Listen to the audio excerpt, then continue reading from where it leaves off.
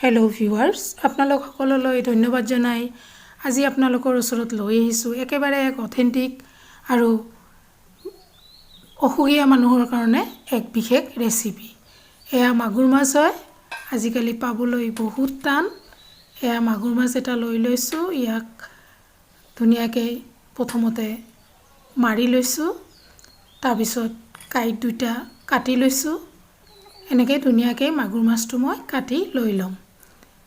আপোনালোকে প্ৰত্যেকেই জানে যে মাগুৰ মাছৰ কিমান উপকাৰিতা। মাগুৰ মাছ খায়ো বহুত টেষ্ট, কিন্তু আজিকালি ই বিলুপ্তপ্ৰায় হৈ আহিছে।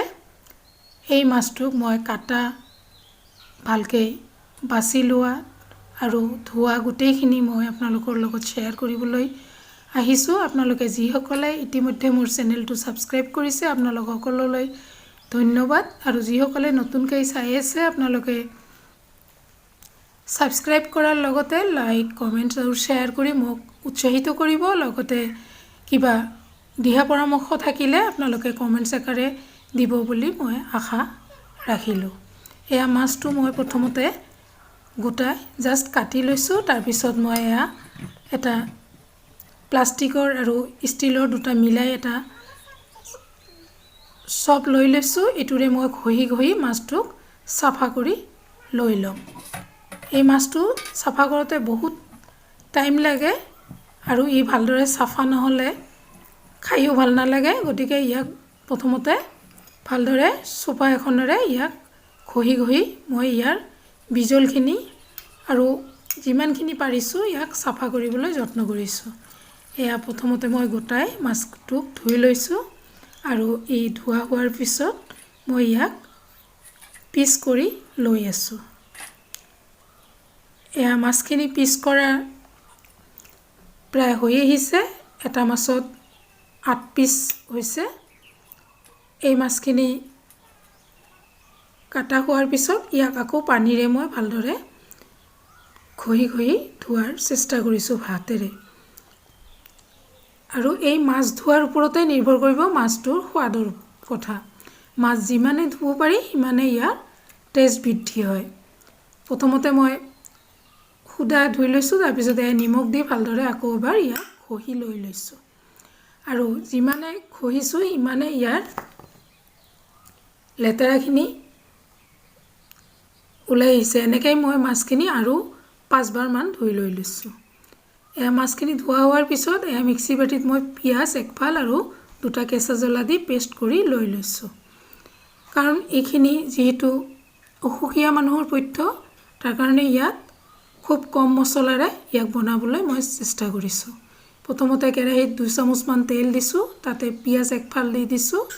এইখিনি ভাজা হওঁতে তাতে পিঁয়াজ পেষ্টখিনি দিছোঁ আৰু হালধি, জিৰা, ধনিয়া গুড়ি আৰু অকণমান শুকান জলকীয়া গুড়ি আৰু নিমখ দি ইয়াক ভালদৰে মছলাৰ সৈতে তেলখিনি ভাজি লৈ আছোঁ।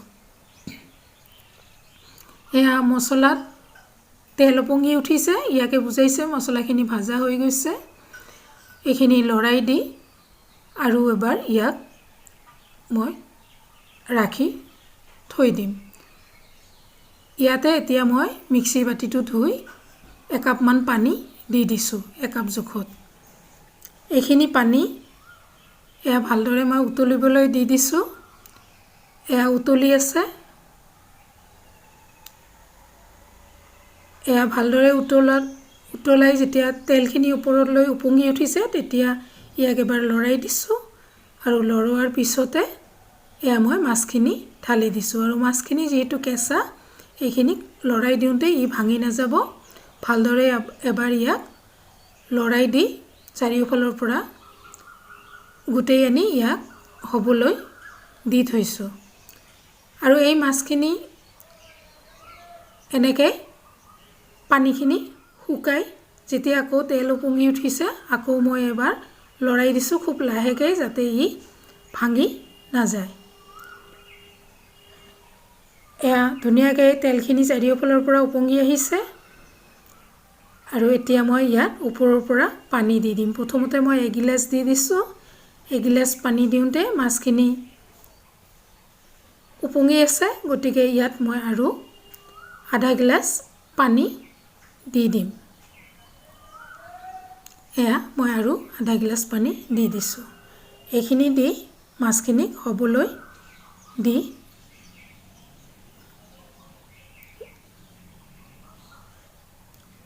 আৰু ইয়াক মাজতে এবাৰ লৰাই দিছোঁ আৰু এই এনেকৈ হৈ আহিছে। যেতিয়া আধা গিলাচ পানী শুকাই গৈছে মই মাছখিনিক নমাই লৈ লৈছোঁ। এয়া মাছখিনি নমাই লৈছোঁ, অকণমান ঠাণ্ডা হ'বলৈ দিছোঁ।